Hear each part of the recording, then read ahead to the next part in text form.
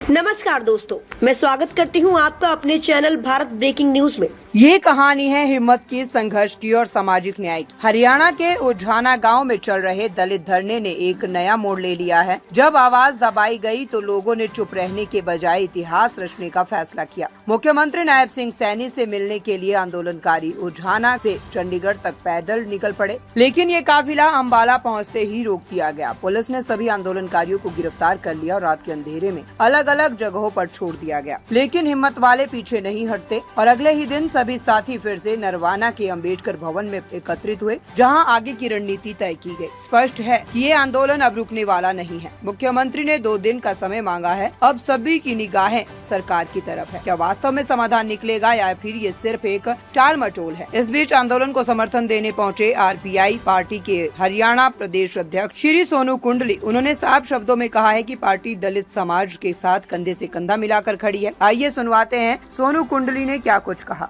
आज आप यहाँ पर नरवाना के अम्बेडकर भवन में पहुंचे, जो उझाना के लोग धरने पर बैठे हैं, तो बताइए यहाँ पर आकर आपने क्या देखा, क्या इनकी बात समझ में आई और आगे की रूपरेखा को लेकर आपका क्या कुछ इनको संदेश रहेगा? देखिए, उझाना गांव की जो घटना है, मेरा जो दलित वंचित शोषित समाज है वो अपना हक मांग रहे हैं और इस हक को हम छोड़ने वाले नहीं हैं।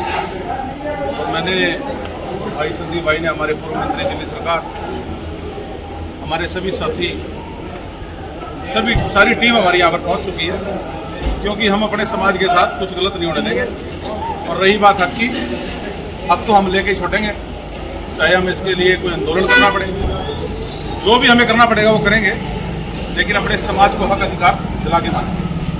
तो आज जैसे आप इनके बीच में बैठे थे, तो इनको क्या कुछ आपने गाइड कराया भाई, किस तरीके से आंदोलन की रूपरेखा आगे की तैयारी? देखिए, आपने भी देखा है यहाँ पर सबसे ज़्यादा संख्या में मेरी माताएं, मेरी बहनें हैं, और सबसे बड़ी बात यह है कि वो डरने वाली नहीं है। बिल्कुल बेबाक तरीके से, मैं रात लाइव भी देख रहा था फेसबुक पे, तो मैं तो बहुत बहुत धन्यवाद आपके चैनल का करता हूँ भाई साहब। आप जो एक गरीब समाज की आवाज़ को जो आप उठा रहे हो, इसके लिए भी मैं बहुत बहुत धन्यवाद आपको करता हूँ, क्योंकि बड़े चैनलों के पास तो समय नहीं है मेरे समाज को दिखाने का।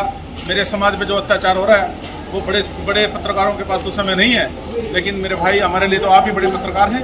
और मेरी जो माताएं, मेरी बहनें जो बैठी हैं, वो खुद में शेरनियाँ हैं, वो डरने वाली नहीं है। रात उनको अंधेरे में बस में डालकर गैर कानूनी तरीके से जो ला करके एक जंगल में छोड़ दिया गया, ये प्रशासन ने बहुत घिनौना काम किया है। उसकी सजा उसको भुगतनी भी पड़ेगी। वो इसलिए भुगतनी पड़ेगी क्योंकि समाज के अंदर बहुत बड़े बड़े भाई रजत कलसन जैसे वकील भी बैठे हैं, अधिवक्ता भाई संदीप भी एडवोकेट हैं, मैं भी पेशे से वकील हूँ, तो उनको छोड़ने वाले नहीं हैं। कानूनी तरीके से उनको जेल की सलाखों के पीछे करा के मानेंगे। जब ये जा रहे थे अम्बाला से, तो इन्होंने कहा कि मंदिर के अंदर हमारा सब कुछ बैठने का इंतजाम है, जैसे मुख्यमंत्री ने कहा है। उसके बावजूद भी इनको गिरफ्तार किया गया और इस प्रकार से ऐसे रास्तों पर छोड़ा गया जहाँ पर जो इनको जाना आना बड़ा मुश्किल था। देखिए क्या होता है, मेरी माताएं, मेरी बहनें और मेरे पिता तुल्य बुजुर्ग उझाना गांव से 200 किलोमीटर की दूरी तय करके, और इनके पैरों में आप जाकर के देखो, इतने मोटे मोटे छाले पड़ गए। ये अपना हक मांगने के लिए जा रहे थे। देखो, अपना हक मांगने के लिए इनको कितना मतलब दर दर की ठोकरें खानी पड़ रही है, मैं कहूँगा। और जब ये बिल्कुल मुख्यमंत्री जी के नज़दीक पहुँचने वाले थे, तो बीच में ही षड्यंत्र रच के इनको बसों में डाल के, जैसे पशुओं को डालते हैं ना, ऐसे ला करके यहाँ छोड़ दिया। और यहाँ आकर भी भाई के साथ भी और इनके साथ बड़ी बदतमीजी की, उसकी सजा प्रशासन को भुगतनी पड़ेगी, क्योंकि ये दलित वंचित शोषित समाज वो समाज है, इन्हीं के बच्चे ने, इन्हीं के दादा ने भारतीय संविधान लिखा, और हम ये डरने वाले नहीं हैं। तो मैं इस आपके चैनल के माध्यम से अपने समाज को ये कहना चाहता हूँ, भाई साहब इकट्ठे हो लो। ये SC DSC में बटने की जरूरत नहीं है। DSC समाज भी हमारा है, और ये हमारा समाज शेड्यूल कास्ट है। ये SC और SC DSC ये खाम का जो है ना ढकोसले हैं, ये कुछ नहीं है। और हमें एक होना पड़ेगा। और हरियाणा में क्या, भारत में भी जब तक हमारी अपनी सरकारें नहीं बनेगी, तो हमारे ऊपर ऐसे ही अत्याचार होता आएगा। तो हमें एक होने की जरूरत है। भीमराव अम्बेडकर अमर रहे, भीमराव अम्बेडकर अमर रहे।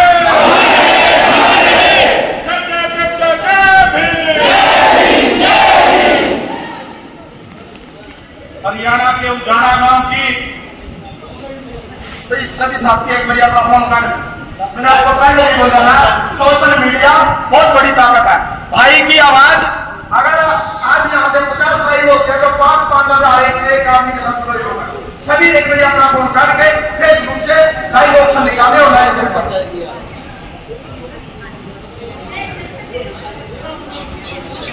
हरियाणा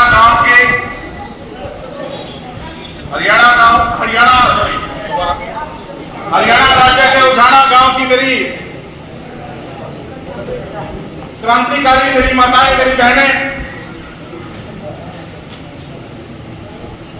कल रात को जब मैंने देखा फेसबुक पे लाइव चल रहा था, क्योंकि हमारी खबरें कोई बड़े टीवी न्यूज चैनल तो दिखाते नहीं, क्योंकि हम गरीब समाज से आते हैं, उनके पास इतना समय नहीं कि हमारी कवरेज को दिखाएं। और जैसे जानवरों को ट्रकों में भर भर के लेके जा जाता है ना, उस तरीके से। और मैं स्वागत करता हूं हरियाणा के शेर हमारे एडवोकेट भाई नरेंद्र कसन जी का। जोरदार तालियों से स्वागत होना चाहिए, क्योंकि ये वो शेर है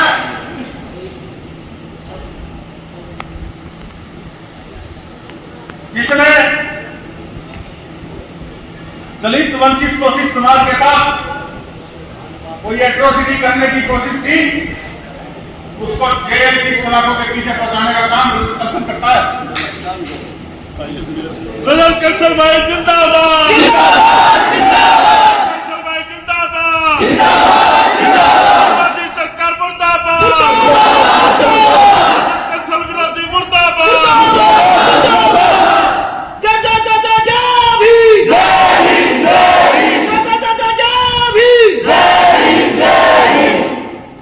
भाई जो भी हमारे सम्मानित दो पत्रकार हमारे बीच में बैठे थे, मुखिया साहब, वो उजाला की समस्या का तो भूल गए और वाहियात की बहसबाजी शुरू कर दी।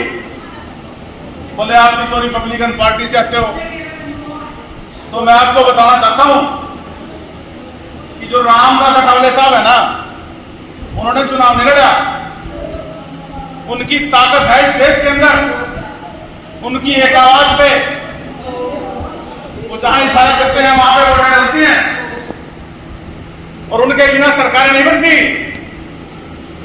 इसलिए हम लोग केंद्र राज्यसभा में सांसद बना के और केंद्र में जो राज्य मंत्री का दर्जा दिया हुआ है, ये किसी ने फ्री में नहीं दे रखा। ये उनकी ताकत है, ये बाबा साहब अम्बेडकर की ताकत है, ये मेरे दलित, वंचित, शोषित समाज की ताकत है। तो साथियों, हमारे बीच में बहुजन शेर भाई संदीप वाल्मीकि जी, ये वो शख्सियत है जिसने हरियाणा के अंदर कुछ 5-10% जो कुकर मुक्ते में देख रहा हूं फेसबुक पर बकवासबाजी करते हैं, क्योंकि उनको बाबा साहब अम्बेडकर के बारे में नहीं मालूम। क्योंकि जिसने बाबा साहब अम्बेडकर को पढ़ लिया, फिर उसको कुछ नहीं पढ़ने की जरूरत, क्योंकि सारा ज्ञान बाबा साहब अम्बेडकर जी के संविधान से आता है। और जिसको भली भांति मेरे भाई संदीप भाई वाल्मीकि ने पढ़ा है, और जो वाल्मीकि समाज को भी और चमार समाज को भी यही बात समझाते हैं, भाई एक रहो, ये SC DSC तो एक रोजगार का मुद्दा है। हम आरपीआई पार्टी की तरफ से साफ कहना चाहते हैं कि ये लड़ाई सिर्फ उठाना की नहीं, पूरे दलित समाज की है। अगर सरकार ने समाधान नहीं निकाला तो हम सड़क से लेकर संसद तक की आवाज उठाएंगे। हर स्तर पर कानूनी, सामाजिक और राजनीतिक हम आपके साथ हैं, झुकेंगे नहीं, रुकेंगे नहीं। साफ है कि ये लड़ाई अब सिर्फ एक गांव या एक मांग की नहीं रही, ये संघर्ष बन चुका है समानता, सम्मान और संविधान की रक्षा का। अब देखना ये है कि हरियाणा सरकार इस आवाज को सुनेगी या फिर एक और आंदोलन जन्म लेगा। आपका क्या कहना है? क्या आप इस आंदोलन के साथ हैं? कमेंट में अपनी राय जरूर लिखिए। हम आपको इस संघर्ष की हर एक कड़ी दिखाते रहेंगे। अगर आप भी इस आवाज के साथ हैं तो आइए वीडियो को लाइक करें, शेयर करें और हमारे चैनल को सब्सक्राइब करना ना भूलें। जय भीम। कैसी लगी हमारी ये न्यूज हमें कमेंट करके जरूर बताएं। लाइक करें, सब्सक्राइब करें और अपने दोस्तों के साथ शेयर करें।